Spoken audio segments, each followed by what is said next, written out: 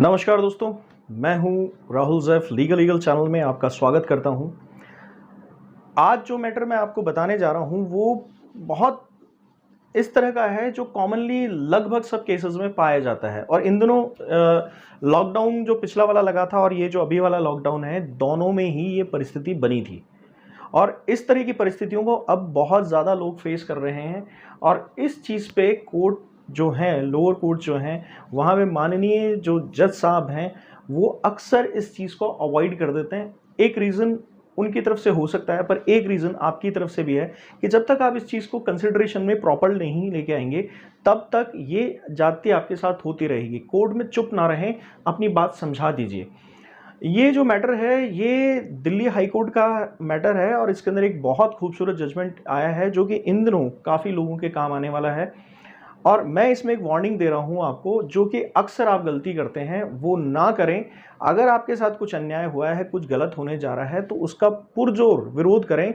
इसमें बिल्कुल भी महसूस ना करें हिचक कि अगर आप कोर्ट में बोल पड़े तो आपको गिरफ्तार कर लेंगे, आपके साथ कुछ गलत हो जाएगा, कंटेम्प्ट ऑफ कोर्ट लग जाएगा। नहीं जी, आपको बोलना चाहिए।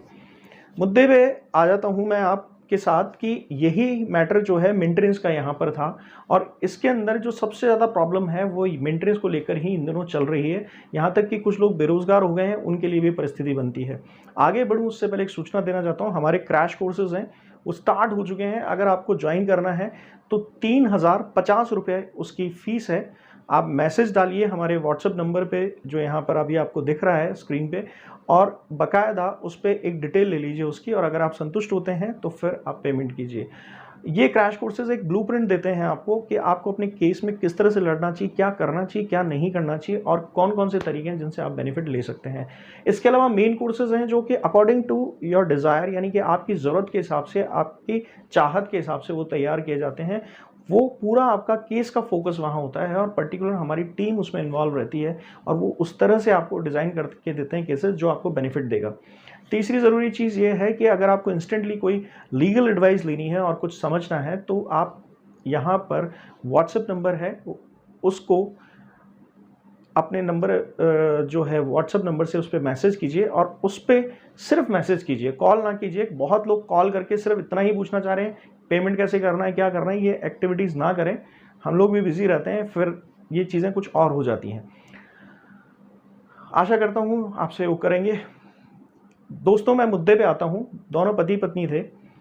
पति जो थे वो फॉरेन में कहीं काम करते थे अफ्रीका में, और वहाँ से एक बार आए, लड़की पसंद आई किसी मैट्रिमोनियल साइट से और मिलकर गए और शादी कर ली। पत्नी ने बीमारी का बहाना लगा कि यहीं इंडिया में रहना सही समझा। पति काम करते रहे और कुछ टाइम बाद दोनों के बीच में अनबन हुई और रिश्ता बैठ नहीं पाया आगे जाके। तो उस सूरत में पत्नी ने गुस्से में आकर अपने पति पर 498 DV 125 वगैरह का केस कर दिया। उस सूरत में जब पति यहाँ पर हियरिंग के लिए आए तो पुलिस ने उनका जो पासपोर्ट है वो फ्रीज कर दिया। अब क्योंकि नौकरी जो थी वो अफ्रीका की किसी कंट्री में थी, तो उस वजह से वो जो पासपोर्ट था वो उनका फ्रीज हो गया और वो जा नहीं सके और वो बेरोजगार हो गए। इस चीज़ को, इस मैटर को पति ने बाकायदा फैमिली कोर्ट में भी खुलकर कहा, पर वहाँ पर उनकी बात नहीं सुनी गई और इस वजह से उन्हें हाई कोर्ट जाना पड़ा। लोअर कोर्ट का जब ये मैटर देखा और जब हाई कोर्ट ने इस चीज़ पे नज़र डाली तो उन्हें पता लगा कि पति को बिना सुने उनके फैक्ट्स रियल थे, सही थे और एकदम तरीके से समझाए गए थे। बावजूद उसके 5,000 रुपये महीना पत्नी पे बांध दिया गया, जो खुद पति के इक्वलेंट MBA होल्डर थी। पति भी MBA था और वो भी MBA की डिग्री होल्ड करती थी। बावजूद उसके उन्होंने अपने लिए पति से मेंटेनेंस मांगा और इस सारी सूरत में पति जो है वो बेरोजगार हो गए, फिर भी उन्हें मजबूर किया जा रहा था कि मेंटेनेंस दें। यहाँ पर मैं एक बीच में बात रखना चाहता हूँ। बीच में एक पंजाब हरियाणा हाई कोर्ट का एक फेमस जजमेंट आया था जिससे बड़ा भौकाल मचा था, बड़ा कोहराम हुआ था और कई पत्नी पीड़ित जो हैं उन्होंने इस बात पे शोर भी मचाया कि ये कैसा वाहियात जजमेंट है और इसके अंदर ऐसी क्या बात डाल दी गई कि उसके अंदर हुआ ये था कि पति चाहे भीख मांगे, चाहे वो चोरी करे या डाका डाले, पर अपनी पत्नी को मेंटेन करना उसका परम कर्तव्य बना दिया गया। जबकि यहाँ पर बहुत अच्छी तरह से दिल्ली हाईकोर्ट ने डिफाइन किया गया कि ऐसी कोई स्पेशल डिग्री जो है वो कहीं भी 125 या DV में डिफाइंड नहीं है कि पति अगर खुद ही सर्वाइव नहीं कर रहा तो अपनी पत्नी को वो मेंटेनेंस दे।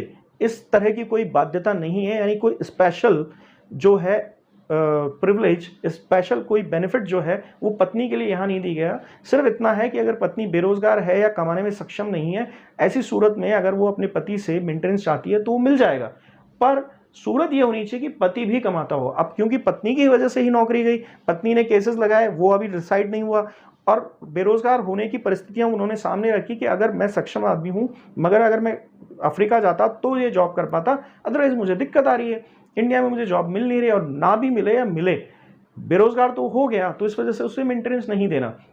अब यहाँ एक दूसरी सूरत देखने वाली यह है कि पत्नी रोजगार कर सकती है अपने लिए पैदा, मगर उसके बावजूद भी यहाँ मेंटेनेंस मांग रही है। तो इन सारी चीज़ों को, इन सारे पैरामीटर्स को डिफाइन करते हुए कोर्ट ने कहा कि ये चीज़ें कंसिडरेबल होती हैं और इसको ध्यान में रखकर ही डिसीजंस दिए जाएं।